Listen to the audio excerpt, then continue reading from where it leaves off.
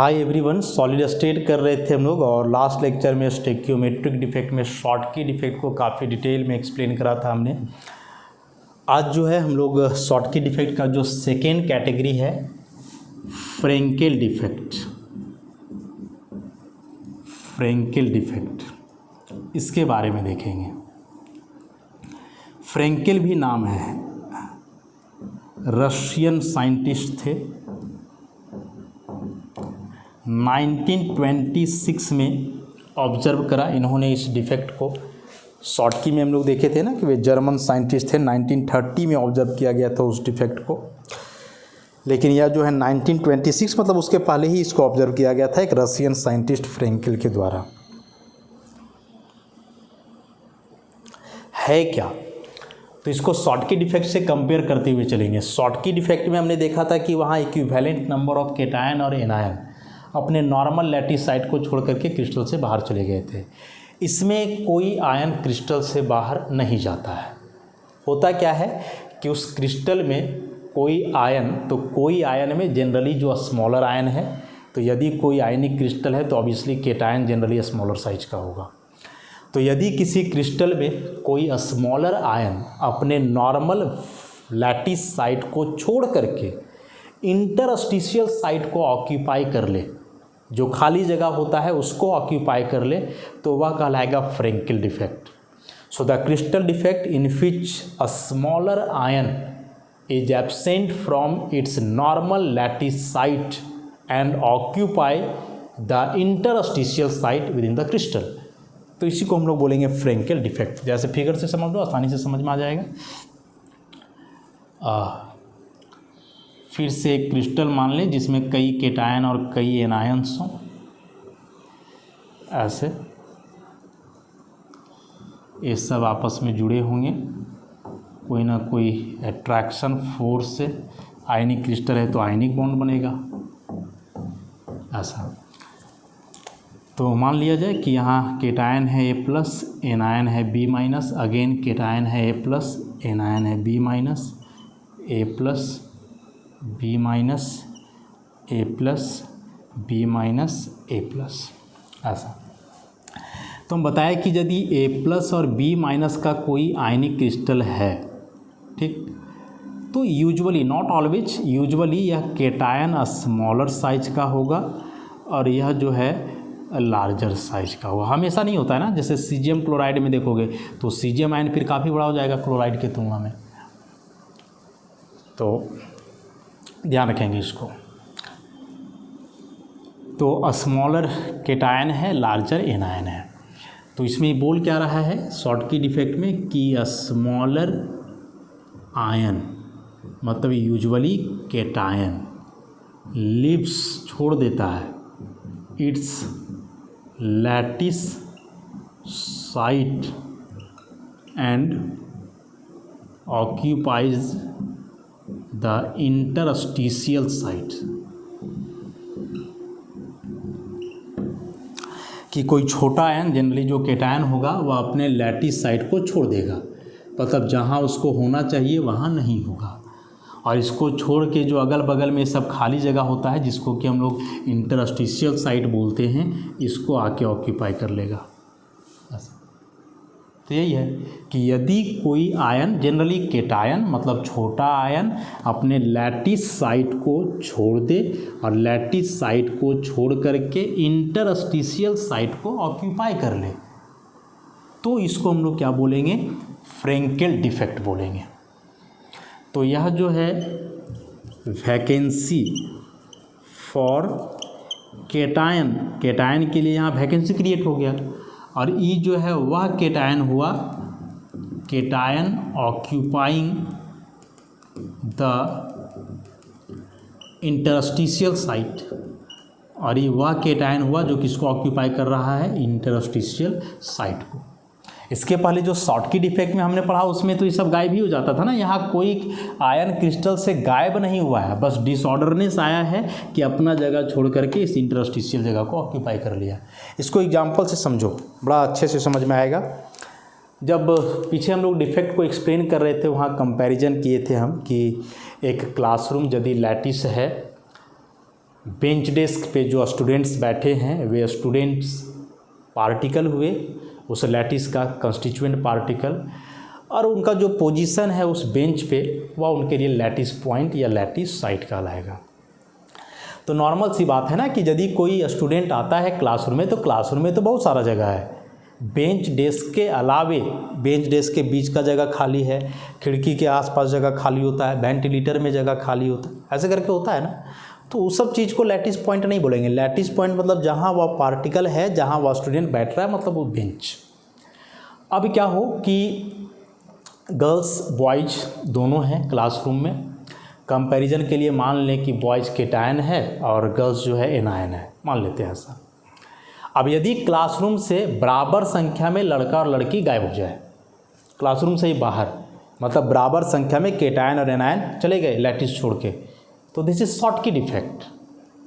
लेकिन ऐसा हुआ कि कोई बॉयज मतलब केटायन आया, उसको बैठना चाहिए अपने पोजीशन पे, बेंच पे, वहाँ नहीं बैठा, बल्कि दोनों बेंच डेस्क के बीच में जो जगह खाली रहा था वहाँ नीचे बैठ गया, खाली जगह को ऑक्यूपाई कर लिया, तो ख़राब हो गया ना। तो क्लासरूम डिसऑर्डर हो जाएगा, वैसे क्लासरूम का अरेंजमेंट बिगड़ जाएगा।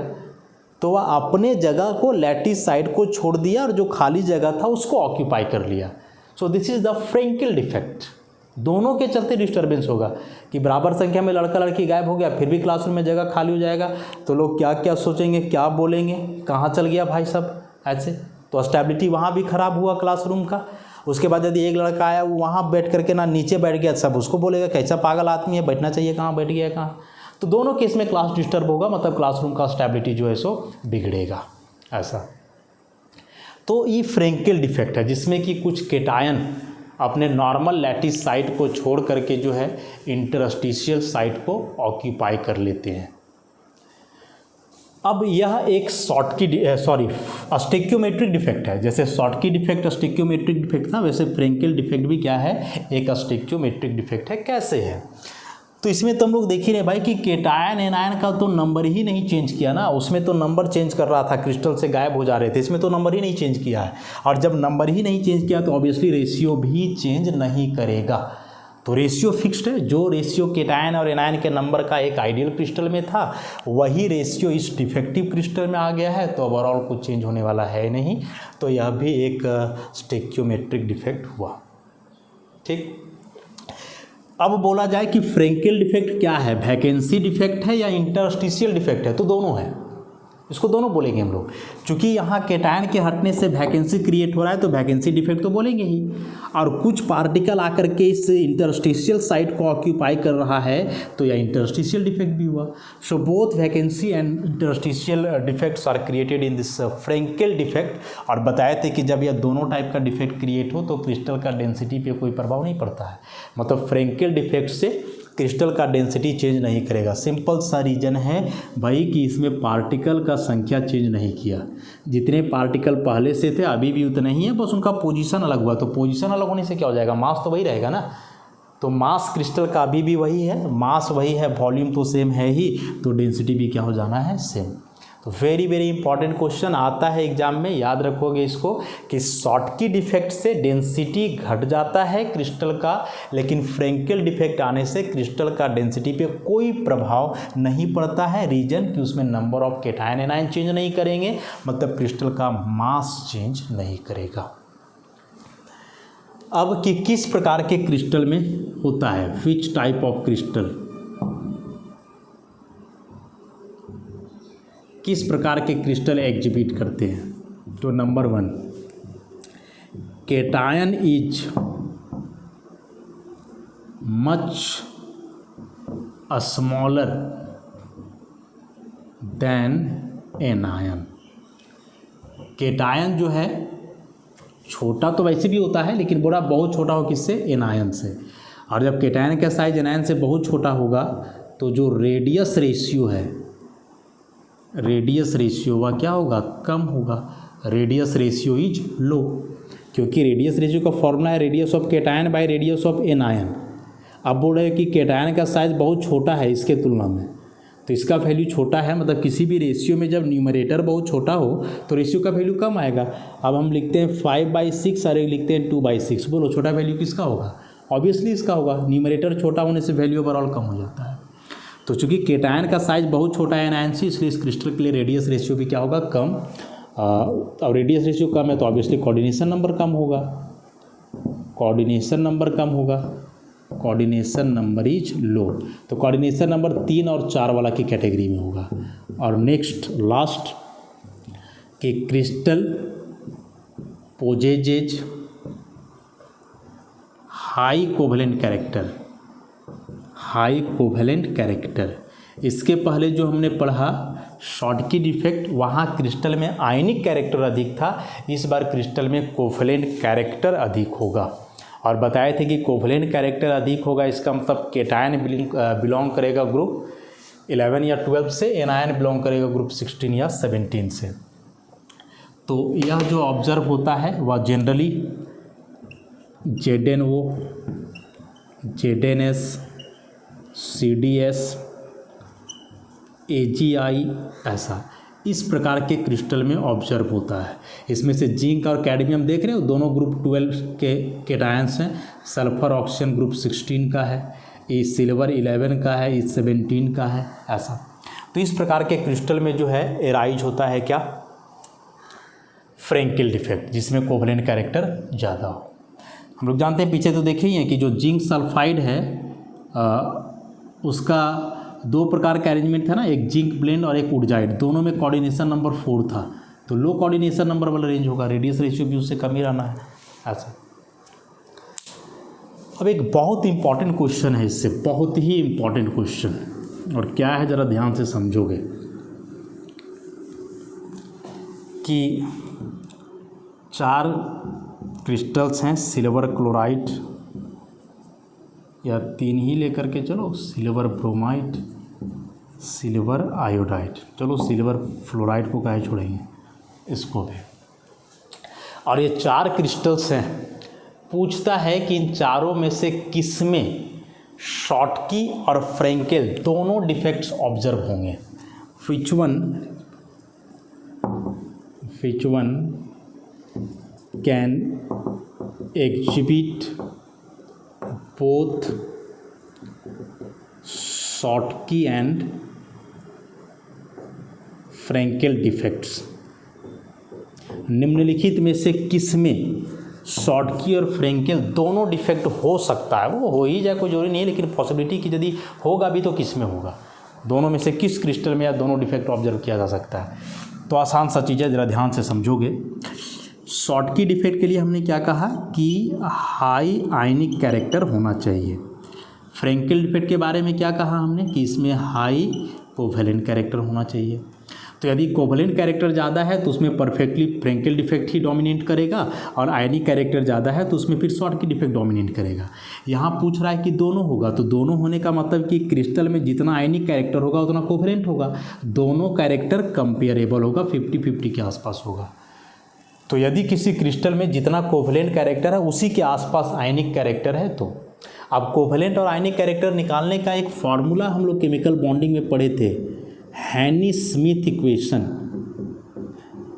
फॉर्मूला कुछ ऐसा था, परसेंटेज ऑफ आयनिक कैरेक्टर जो था 16 XB माइनस XA, फिर था प्लस 3.5 XB माइनस XA का स्क्वायर, ऐसा कुछ था हैनी स्मिथ इक्वेशन, जहाँ XB मोर इलेक्ट्रोनेगेटिव एलिमेंट का इलेक्ट्रोनेगेटिविटी, XA लेस का। तो क्या करोगे कि इस फार्मूला से तुम या तो सबका निकाल लो परसेंटेज आयनिक कैरेक्टर, तो जिसका 50 के आसपास आया उसी में हो जाएगा, या नहीं भी तो एक तरीका कि फाजॉन रूल के मदद से इसको हम लोग समझ सकते हैं। कैसे, सो देखो, सब में केटायन है सेम, सिल्वर आयन सब में है ना, anion F minus, Cl minus, Br minus, I minus. तो यदि केटायन सेम है तो उसका तो चर्चा हम लोग करने वाले हैं नहीं, चर्चा करेंगे एनायन का जो डिफरेंट है। अब ये सारे एनायन सेम ग्रुप के हैं, ऊपर से नीचे जाने पे साइज इंक्रीज करता है। आयोडाइड का साइज सबसे बड़ा, फ्लोराइड क्लोराइड वगैरह छोटा, ब्रोमाइड आ गया बीच वाला। अब फाजॉन रूल में हमने क्या पढ़ा है कि जो कोवेलेंट कैरेक्टर होता है वह डायरेक्टली प्रोपोर्शनल होता है साइज ऑफ एनायन का। Covalent character is directly proportional to size of anion. तो जितना ज़्यादा साइज होगा एनायन का उतना ज़्यादा उसमें कोवेलेंट कैरेक्टर। तो आयोडाइड सबसे बड़ा है, इसका मतलब इसमें कोवेलेंट कैरेक्टर हाई होगा, हाई कोवेलेंट कैरेक्टर। फ्लोराइड और क्लोराइड छोटे साइज के हैं, इसका मतलब इसमें हाई आयनिक कैरेक्टर होगा। क्या एनायन छोटा तो कोवलेंट कैरेक्टर कम तो आयनिक कैरेक्टर ज़्यादा, और आयनिक कैरेक्टर ज़्यादा मतलब इसमें शॉर्टकी डिफेक्ट ज़्यादा ऑब्जर्व होगा। कोवलेंट कैरेक्टर ज़्यादा मतलब इसमें फ्रैंकेल डिफेक्ट ज़्यादा ऑब्जर्व होगा। अब बच गया ये ब्रोमाइड जो बीच वाला है, इसका साइज आयोडाइड के जैसा बहुत बड़ा नहीं है, फ्लोराइड क्लोराइड के जैसा बहुत छोटा नहीं है। तो जब इसका साइज बीच का है, इसका मतलब हुआ कि इसमें जिस हिसाब से कोवलेंट कैरेक्टर होगा उसी के आसपास आयनिक कैरेक्टर होगा। और जब इसमें दोनों कोवलेंट और आयनिक कैरेक्टर कंपेरेबल हो गए, इसका मतलब इसी में शॉर्टकी डिफेक्ट भी होगा और इसी में फ्रैंकेल डिफेक्ट भी होगा। समझ गए कितना आसानी से इसको एक्सप्लेन किया गया। सो कि शॉर्टकी डिफेक्ट मतलब जिसमें आयनिक कैरेक्टर ज़्यादा, फ्रैंकेल डिफेक्ट मतलब जिसमें कोवलेंट कैरेक्टर ज़्यादा। पूछ रहा है दोनों डिफेक्ट किस में होगा, तो दोनों डिफेक्ट तभी हो सकता है जब आयनिक और कोवलेंट कैरेक्टर लगभग कंपेरेबल हो। निकालने का एक फॉर्मूला बताया हैनी स्मिथ इक्वेशन, यदि इलेक्ट्रोनेगेटिविटी याद है तो वहाँ से आप निकाल लो, या फिर इस बात को याद रखो फाजा रूल वाला कि कोवलेंट कैरेक्टर एनायन के साइज का डायरेक्टली प्रोपोर्शनल। चूँकि आयोडाइड आयन यहाँ सबसे बड़ा साइज का है तो इसमें सबसे ज़्यादा कोवलेंट, फ्लोराइड सबसे छोटा साइज का है तो सबसे ज़्यादा आयनिक, और फ्लोराइड क्लोराइड के साइज में अंतर है, बहुत ज़्यादा नहीं है, तो इसको भी इसी कैटेगरी में रखेंगे हम लोग। ब्रोमाइड बच जाता है जिसका साइज इंटरमीडिएट है, ना तो बहुत छोटा है ना तो बहुत बड़ा है, मतलब इस क्रिस्टल में जो कोवलेंट कैरेक्टर होगा वह आयनिक कैरेक्टर के कंपेरेबल होगा, इसलिए इसी में शॉर्टकी और फ्रैंकेल दोनों डिफेक्ट एक साथ ऑब्जर्व किए जा सकते हैं दिस सिल्वर ब्रोमाइड। याद रखोगे, बहुत इंपॉर्टेंट क्वेश्चन है, हमेशा एग्जाम में पूछा जाता है इससे। एक्सप्लेनेशन नहीं लेकिन क्या है वैसे, तो ऐसे करके कोई भी क्रिस्टल्स 4 दिए रहेंगे और पूछा जा सकता है कि बताओ चारों में से किस में दोनों डिफेक्ट ऑब्जर्व होगा, तो कंपैरिजन आप ऐसे ही करोगे।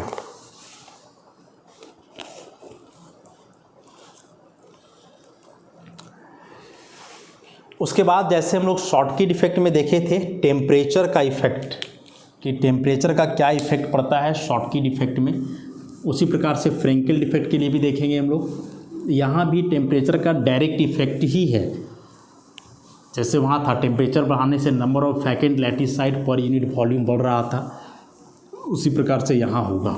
इसके लिए क्या फॉर्मूला है,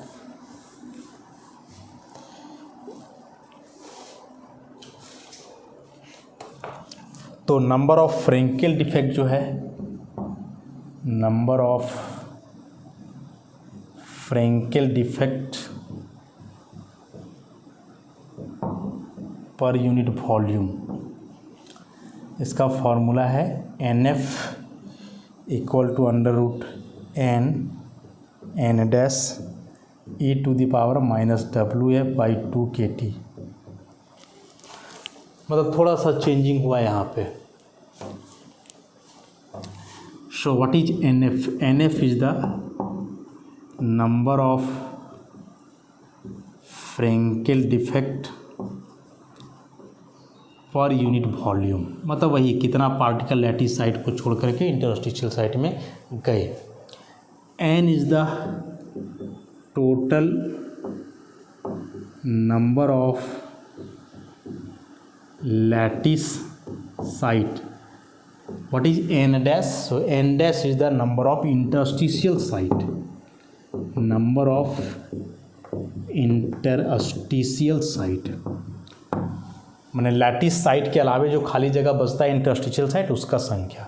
बाकी इधर जान ही रहे हो, WF is the energy required to produce Frenkel defect, K is the Boltzmann constant, Boltzmann constant and T is the temperature। तो यहाँ भी देखोगे तो ये टेम्परेचर यदि हम लोग बढ़ाते हैं तो इस रेशियो का वैल्यू घटेगा, लेकिन नेगेटिव में घटेगा तो ओवरऑल बढ़ ही जाएगा। मतलब यहाँ भी जो नंबर ऑफ फ्रैंकेल डिफेक्ट है वो डायरेक्टली प्रोपोर्शनल हो गया टेम्परेचर का। So both Schottky and Frenkel defects are proportional to temperature. और टेम्परेचर के प्रोपोर्शनल क्यों है, तो एक तो इक्वेशन से पता चल रहा है, एक्सप्लेनेशन वही है, चूँकि दोनों केस में केटायन और एनायन जो भी है अपने लैटिस साइट को छोड़ रहा है। यदि कोई केटायन और एनायन अपने लैटिस साइट पे है, ये केटायन और ये एनायन ऐसे, तो इसका मतलब कि जब आमने सामने एक पर्टिकुलर डायरेक्शन में है तो इनके बीच एक स्ट्रॉन्ग इलेक्ट्रोस्टैटिक फोर्स ओरिएंट होगा। अब चूंकि यह केटायन को यहाँ से हटना है तो हटने का मतलब ये फोर्स ब्रेक करेगा। अब हट करके बाहर जाए चाहे लैटिस साइड में जाए, हटना है तो हटने के लिए सबसे पहले इस फोर्स को ब्रेक करना होगा, और ये तभी ब्रेक करेगा जब एनर्जी मिलेगा, और एनर्जी मिलेगा in the form of temperature. So जितना ज़्यादा टेम्परेचर मिलेगा इस फोर्स के टूटने का संभावना उतना अधिक है, केटायन के यहाँ से हटने का संभावना उतना ज़्यादा है, तो फिर भाई फ्रैंकेल और शॉटकी डिफेक्ट पड़ने का पॉसिबिलिटी ज़्यादा है। अब चूँकि जो स्टेकियोमेट्रिक डिफेक्ट के दो टाइप हुए, शॉटकी और फ्रैंकेल, दोनों टेम्परेचर का प्रोपोर्शनल है, और जो टेम्परेचर के साथ रिलेशन शो करे उसको हम लोग थर्मोडायनेमिक रिलेशन, या उसको हम लोग अब थर्मोडायनेमिक डिफेक्ट बोलेंगे, या उसी को इंट्रिंसिक डिफेक्ट भी बोलेंगे। याद रखोगे, आता है, मैंने इस स्टेकियोमेट्रिक डिफेक्ट लिख करके ना बोलेगा कि इंट्रिंसिक डिफेक्ट क्या है या थर्मोडायनेमिक डिफेक्ट क्या है। तो टेम्परेचर का जिस पे प्रभाव पड़े जनरली उसको हम लोग थर्मोडायनेमिक या इंट्रिंसिक डिफेक्ट बोलते हैं। तो चूंकि स्टेकियोमेट्रिक डिफेक्ट जो दो थे, शॉटकी और फ्रैंकेल, दोनों टेम्परेचर के साथ वैरी कर रहे हैं, सो बोथ आर थर्मोडायनेमिक और इंट्रिंसिक डिफेक्ट। अब कुछ कंसिक्वेंस कि यदि किसी क्रिस्टल में शॉटकी या फ्रैंकेल डिफेक्ट आ जाए, मतलब कि स्टेकियोमेट्रिक डिफेक्ट, तो उससे क्या प्रभाव पड़ेगा, क्या प्रभाव पड़ेगा क्रिस्टल पे, उसके प्रॉपर्टी पे, उसको एक बार समझ लें।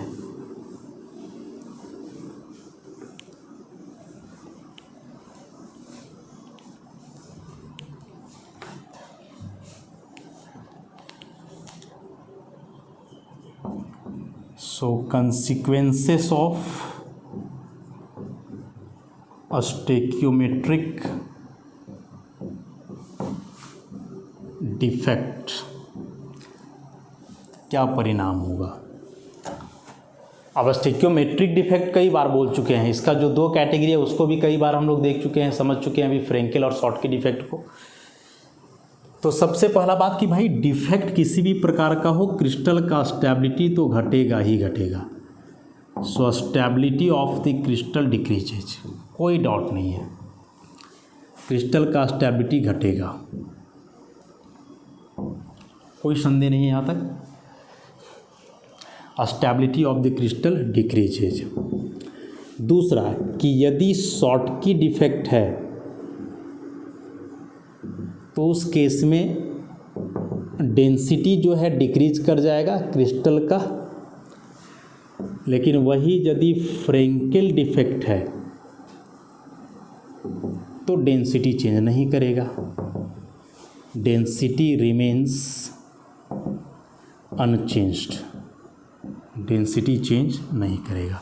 सो the crystal having Schottky defect has lower density than the ideal crystal और परफेक्ट क्रिस्टल। उसके बाद डिफेक्ट कोई भी हो, इंट्रॉपी बढ़ जाएगा, entropy of the system, system मतलब वह क्रिस्टल इंक्रीजेज। इंट्रॉपी चूँकि मेनली थर्मोडायनेमिक्स का टर्म है, फिलहाल इंट्रॉपी का मतलब हम लोग को एक ही वर्ड में याद रखना है, डिसऑर्डरनेस। कि यदि डिसऑर्डरनेस बढ़ रहा है किसी भी कारणवश से तो इंट्रॉपी बढ़ेगा। ठीक, तो अभी तो हम लोग देखें कि वह शॉटकी डिफेक्ट हो या फ्रैंकेल डिफेक्ट, शुरू में जब आइडियल क्रिस्टल होता है तो उसमें सारे केटायन और एनायन अपने पोजीशन पे होते हैं, एक ऑर्डर में अरेंज रहते हैं। लेकिन जब डिफेक्ट क्रिएट होता है तो कुछ एनायन केटायन गायब हो गया कभी, तो कभी केटायन अपना जगह छोड़ करके लैटिस साइड में आ गया। तो उस तरह से क्या होता है कि क्रिस्टल का अरेंजमेंट प्रभावित होता है। अरेंजमेंट प्रभावित होने का मतलब डिसऑर्डरनेस बढ़ जाता है, और जब डिसऑर्डरनेस बढ़ जाएगा तो उसका इंट्रॉपी भी क्या होना है, इंक्रीज कर जाना है, बढ़ जाना है। उसके बाद कि क्रिस्टल्स में एक्ट एज सेमी कंडक्टर्स, कि डिफेक्ट आने के चलते क्रिस्टल हो सकता है कि सेमी कंडक्टर का काम करने लगे। सेमी कंडक्टर का काम करेगा मतलब कि करंट पास करेगा लेकिन बहुत ज़्यादा मात्रा में नहीं करेगा। सोडियम क्लोराइड का यदि क्रिस्टल है, ध्यान से समझोगे, क्रिस्टल की बात कर रहे हैं हम, इसका मतलब कि यह सॉलिड है, और सॉलिड है इसका मतलब हुआ कि Na+Cl- जो भी हैं वे सभी आपस में अभी जुड़े हुए हैं एकदम स्ट्रॉन्ग इलेक्ट्रोस्टैटिक अट्रैक्शन से, ऐसा अब जब आप इस क्रिस्टल से अभी करंट पास करवाओगे तो करंट क्या है? Flow of charge. और किसी भी क्रिस्टल से जो चार्ज फ्लो करता है वो अपने नहीं करता है, बल्कि उस चार्ज को फ्लो होने के लिए एक मीडियम की आवश्यकता होती है। और वह मीडियम जो है उसमें होता है या तो इलेक्ट्रॉन, या तो होल्स, पॉजिटिव होल्स, या फिर आयंस होते हैं। ऐसा मतलब यदि किसी भी सिस्टम से करंट पास कर रहा है तो सिंपल सी बात है कि उसमें या तो फ्री इलेक्ट्रॉन्स होंगे, होल्स होंगे, या फिर फ्री आयंस होंगे। यदि ऐसा है तभी उसे करंट पास करेगा, क्योंकि ये सारे चार्ज कैरियर का काम करते हैं, चार्ज को आगे ले जाने का मतलब करंट को आगे बढ़ाने का कार्य करते हैं। यदि ये सभी हैं तो अब चूंकि यह आयनिक क्रिस्टल है तो इसमें इलेक्ट्रॉन और होल्स की बात तो हम लोग करेंगे नहीं, बात करने वाले हैं किसका? आयन का बात करने वाले हैं। अब आयन की भी बात करोगे तो यदि परफेक्ट क्रिस्टल है भाई तो सारे आयन्स तो एक दूसरे से जुड़े हुए हैं एकदम टाइटली इलेक्ट्रोस्टैटिक अट्रैक्शन से। तो कोई आयन जब फ्री नहीं है तो अभी करंट पास होने का कोई चांस नहीं है। मतलब सोडियम क्लोराइड का यदि आइडियल क्रिस्टल है तो उससे करंट पास नहीं करेगा, क्योंकि उसके अंदर कोई आयंस फ्री नहीं है।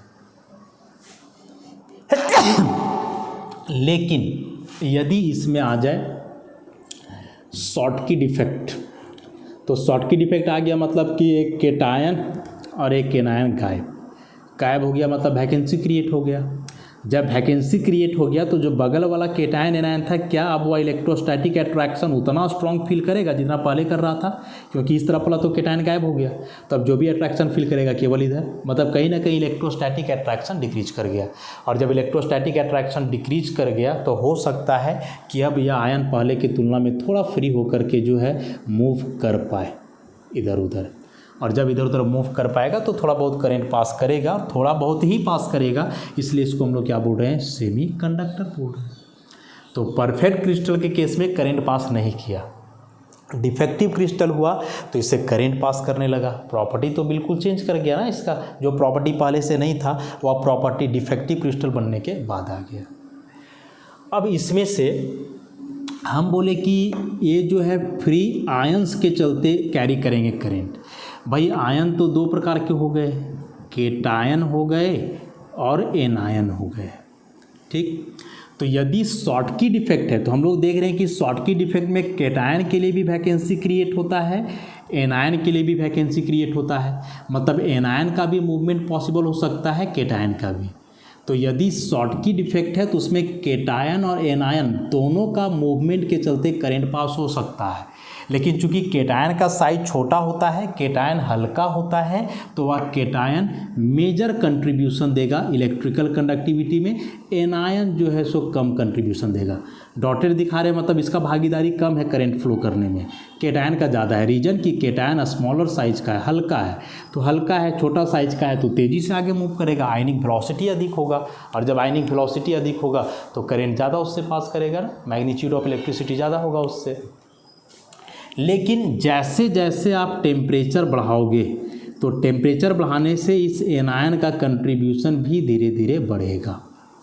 एक नॉर्मल कंडीशन पे शॉर्टकी डिफेक्ट यदि क्रिस्टल में है तो उसमें केटायन और एनायन दोनों कंट्रीब्यूट करेंगे इलेक्ट्रिकल कंडक्टिविटी में, लेकिन केटायन स्मॉलर साइज होने के चलते मेजर कंट्रीब्यूशन शो करेगा, जबकि एनायन बड़ा साइज होने के चलते उतना कंट्रीब्यूशन शो नहीं कर पाएगा।